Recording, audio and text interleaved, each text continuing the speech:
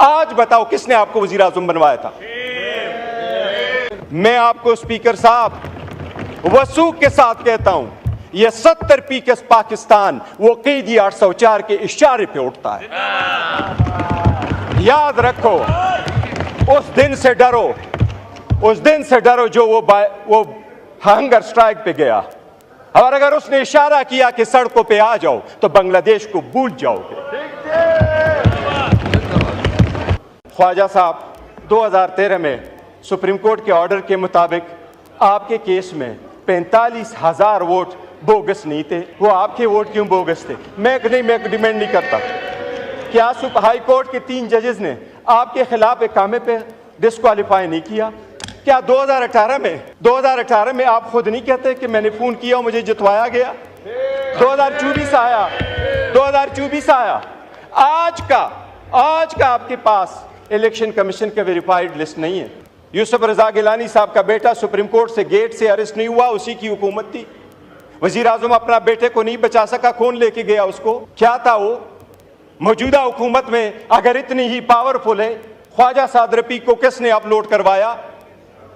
अगर ऐसा ही है तो राजा साहब से मैं पूछता हूं, राजा साहब आपकी पार्टी वजीर आजम के हटाने के बाद जब सीएसी की मीटिंग हुई है, जनाब डिप्टी स्पीकर आपको अच्छी तरह मालूम है, रात को यह फैसला हुआ शहाबुद्दीन साहब कल वजीर आजम होंगे। उसके घर लोग चले गए, उसको उठाया, राजा साहब वजीर आजम होंगे। आज बताओ किसने आपको वजीर आजम बनवाया था? जनाब डिप्टी स्पीकर, मैं समझता हूं आज एक सैड डे है। द वे बिलावल साहब ने बोला, जो अजंदाज गुफ्तगू इस्तेमाल की, जो इशारे किए, जो लात हटाए, मैं समझता हूं ये किसी भी पार्टी के चेयरमैन के लिए एक डेथ है। He is politically dead. उसके पास इस कौम के लिए ये विजन नहीं है। वो शायद ऑक्सफोर्ड के जाली डिग्री से यहां पहुंचा है। अगर उसके पास विजन होता तो वो यूरोप अमेरिका से ये विजन लेके आता कि लीडर्स वो होते हैं जो सब कुछ अपने दिलों पे ले चुके होते हैं। जनाब स्पीकर, ये लाजिम है कि ये लाइन ड्रॉ की जाए कि ये पार्लियामान मजबूत है या कोई और मजबूत है। जनाब स्पीकर, आपकी अटेंशन चाहिए। जनाब डिप्टी स्पीकर, आप थोड़ा अटेंशन कर लें। कल भी ख्वाजा आसिफ साहब बाहर गए थे। इस मुल्क की हिस्ट्री कोई अच्छी नहीं है। ये सारे अपने अपने ममालिक में देखें, अपने वक्त के हुकूमतों में देखें, इनकी हुकूमत में क्या हुआ है। यूसुफ रजा गिलानी साहब का बेटा सुप्रीम कोर्ट से गेट से अरेस्ट नहीं हुआ, उसी की हुकूमत थी। वजीर आजम अपना बेटे को नहीं बचा सका, कौन लेके गया उसको? क्या था वो? मौजूदा हुकूमत में अगर इतनी ही पावरफुल है, ख्वाजा साद रफीक को किसने अपलोड करवाया? अगर ऐसा ही है तो राजा साहब से मैं पूछता हूं, राजा साहब आपकी पार्टी वजीर आजम के हटाने के बाद जब सीएसी की मीटिंग हुई है, जनाब डिप्टी स्पीकर आपको अच्छी तरह मालूम है, रात को यह फैसला हुआ शहाबुद्दीन साहब कल वजीर आजम होंगे। उसके घर लोग चले गए, उसको उठाया, राजा साहब वजीर आजम होंगे। आज बताओ किसने आपको वजीर आजम बनवाया था? आपकी सीएसी की पार्टी की हकीकत चली थी। बताएं आप। काजमी साहब आपके रिलीजियस मिनिस्टर थे, आपकी ही हुकूमत थी। बताए किसने उसको अरेस्ट करवाया था? आप बचा सके थे? यह ईमान कमजोर होता रहा है। बहुत अच्छी बात हो गई थी, हम इसलिए आगे की तरफ बढ़ना चाह रहे थे। ख्वाजा साहब ने कल प्रोटेस्ट किया था, हमारी वजह से नहीं। मेरे और इसकी कोई तलख कलामी नहीं हुई। मेरी ख्वाजा साहब की कभी तलख कलामी नहीं होती। पर एक बात जरूर हुई थी, ख्वाजा साहब ने कहा, और मैं कभी नहीं कहता जिस तरह ट्वीट की बात हो रही है, जनाब स्पीकर, ये जो जगह बैठी हुई है, हम बैठे हैं, ये हमारा ट्रुथ एंड रिकंसिलिएशन कमीशन नहीं है कि यहां एक दूसरे की सटल कर दे कि आप कितने बुरे थे, मैं कितना अच्छा हूं, आपने कितने लोगों को ज़द-ओ-कोब किया, मैंने कितने ज़द-ओ-कोब किया। लेकिन यह बात आपको वसूख के साथ कैसा हो, पूरी दुनिया कहती है कि आपकी हुकूमत में सबसे ज्यादा ह्यूमन राइट्स वायलेशन हुए। इतनी करज रखो कि यह मान लो। लीडर तख्तदार पे पहुंचते, आपने भुला ना भुट्टो को, लीडर तख्तदार पे पहुंचते हैं ताकि कौम बचे। वो कहते हैं जुल्म के खिलाफ हमने लड़ना है। जनाब स्पीकर, हम अगर कुर्बानी ना दे, मैं तो फर्स्ट टाइम इस असम्बली में हूं, ख्वाजा साहब तो मेरी उम्र से ज्यादा इस असम्बली में रहे, क्या हमने सीखा है, किस तरीके से आगे बढ़ना है। ख्वाजा साहब को मैंने ये लफ्ज़ सिर्फ कहा, मैंने कहा ख्वाजा साहब इस कमेटी में हम बैठे हैं, ये तो हमारी एक प्रपोजल थी, ये प्रपोजल सबसे पहले तो आपके अपोजिशन लीडर ने बनाया है। मैं इस बंदे को बड़ा दाद देता हूं, I am so proud of your legacy Umar, so proud of your legacy. ये लेगेसी है। बताएं 22 साल में एक लफ्ज कोई एक बंदे का निकाले कि इस ईवान से स्पंज हुआ, हम सारे बाहर चले जाएंगे।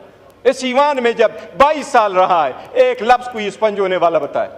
मैंने आपसे कल रिक्वेस्ट की थी ख्वाजा साहब से, मैंने कहा ख्वाजा साहब हम बड़े दिल खोल के आपके साथ बैठे हैं, हमें स्पॉइलर फिगर नहीं बनना चाहिए, हमें हेट फिगर नहीं बनना चाहिए, हमें अब आइसोलेट करके इस मैटर को रिजॉल्व करना चाहिए, डिफरेंसेस भूलने चाहिए।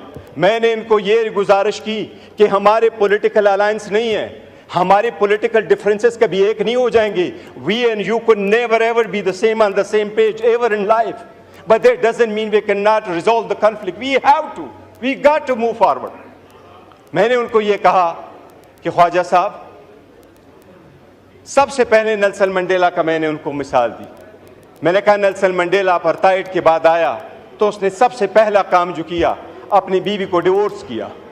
लोगों ने उससे पूछा कि 14 साल जेल में रहे, बीवी आपके पास आती रही, वापस आए हो, गवर्नमेंट में जा रहे हो, तो बीवी को डिवोर्स कर रहे हो।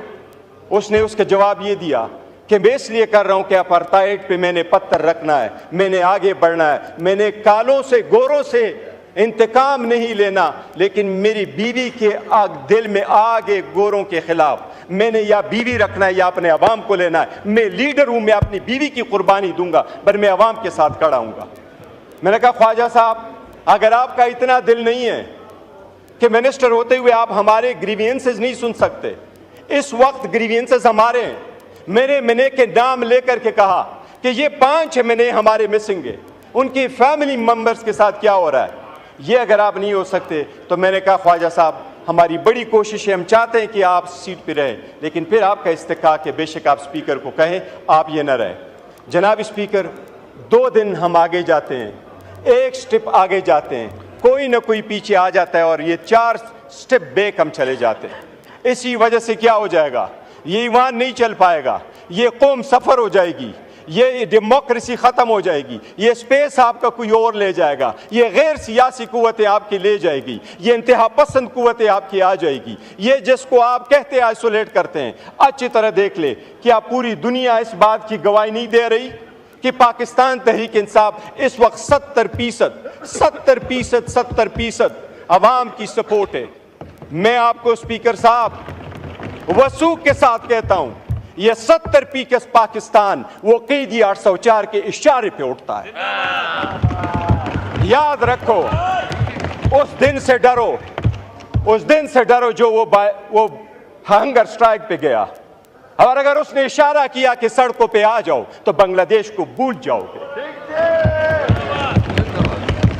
पर वही है और हम यही चाहते हैं कि माजी को भूल जाओ, पाकिस्तान को रवंडा नहीं बनाना, पाकिस्तान को नहीं रवंडा हमने बनाना, पाकिस्तान को बेहतर करना है। खुदा के लिए ये ईवान में बैठ करके ये जो हम पढ़ते हैं ना, ये आईन के ओथ जब उठाते हैं तो हम कहते हैं कि अपने पर्सनल इंटरेस्ट को हम सेक्रीफाइस करेंगे कौम की।